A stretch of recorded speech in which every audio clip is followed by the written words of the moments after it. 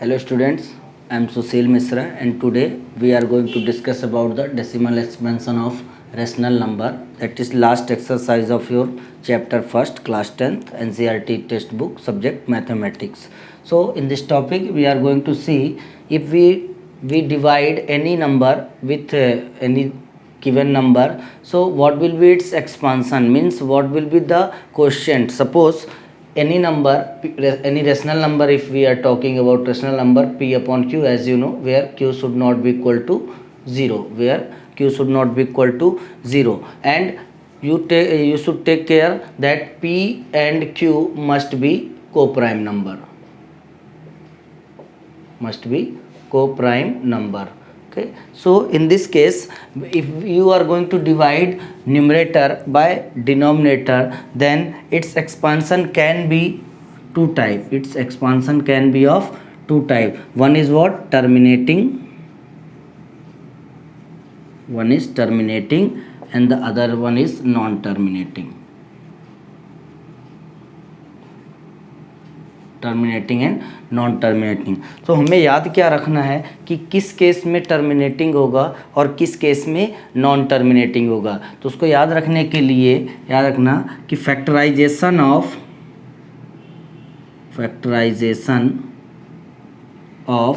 q, और you can say denominator must contain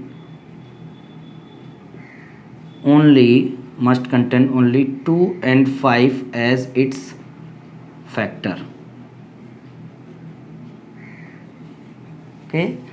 अगर q को फैक्टराइज करने पे उसके जो फैक्टर्स हैं वो सिर्फ 2 और 5 के फॉर्म में हैं, तो वो रेशनल नंबर क्या होगा, उसका डेसिमल एक्सपेंशन क्या होगा? टर्मिनेटिंग. और अगर 2 और 5 के अलावा, 2 और 5 हैं भी लेकिन उसके अलावा भी अगर कोई नंबर आ जाता है तो वो क्या हो जाएगा? Non terminating recurring, non terminating और रिपीटिंग और recurring. Okay, so other than 2 and 5, here I am writing other than 2 and 5 as its factor. Other than 2 and 5 as its factor. So what you learn?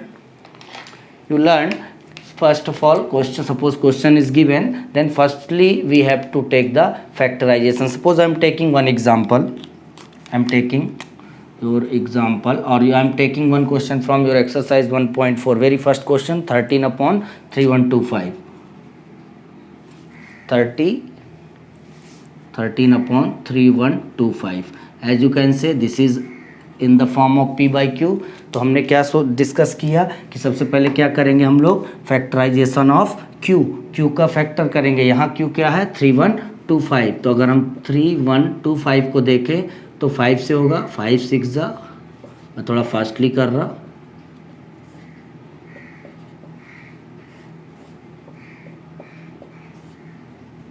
तो क्या मिल गया हमें? 3125 क्या मिला? 5 into 5 into 5 into 5 into 5, this will 5 raise to power 5, 5 raise to power 5. तो अब इसको क्या, 13 is a prime number as you know. So इसको अगर हम इन शॉर्ट में लिखें तो क्या लिख सकते हैं? 13 upon 5 to the power 5. So if you will divide here, only it contains only 5 as its common factor. यहाँ फिर से सुन लो, 2 and 5 नहीं, 2 और 5 या 2 and 5 दोनों चलेगा. सिर्फ 2 होगा तो भी वो क्या होगा? उसका एक्सपांसन टर्मिनेटिंग होगा. सिर्फ 5 होगा तो भी टर्मिनेटिंग होगा, और दोनों होंगे तो भी टर्मिनेटिंग होंगे. इन दोनों के अलावा कुछ नहीं होना चाहिए एक्सेप्ट अदर देन 2 and 5. अगर 2 and 5 के अलावा कुछ आ गया तो क्या होता है? Non terminating. तो ये क्या हो जाएगा? टर्मिनेटिंग. इधर हम लोग क्या लिख देंगे? टर्मिनेटिंग. एंड तो सबसे पहले एक चीज़ शायद मिस रह गई, टर्मिनेटिंग नॉन टर्मिनेटिंग होता क्या है?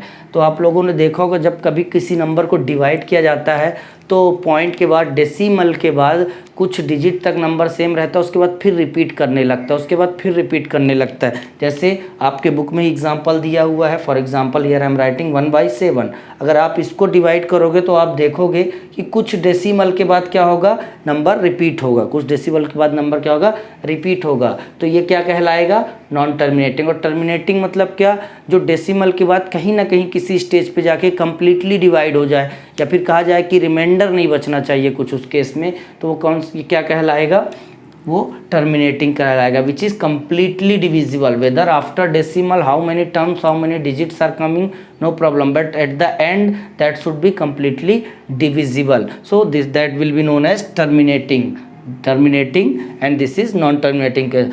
So many questions are there in your exercise. I think so I don't need to solve so many questions, you will be able to solve. And still if you have any doubt, you can post your comment, you can ask me. I think so today I am going to finish this chapter from my side, and if still you have any doubt in this chapter, you can post your comment, you can ask your queries. And one more thing, please like and subscribe this channel so that we can study mathematics or your complete book in this channel itself. So, and wait for the next video which is going to come for chapter 5 arithmetic progression. Thank you.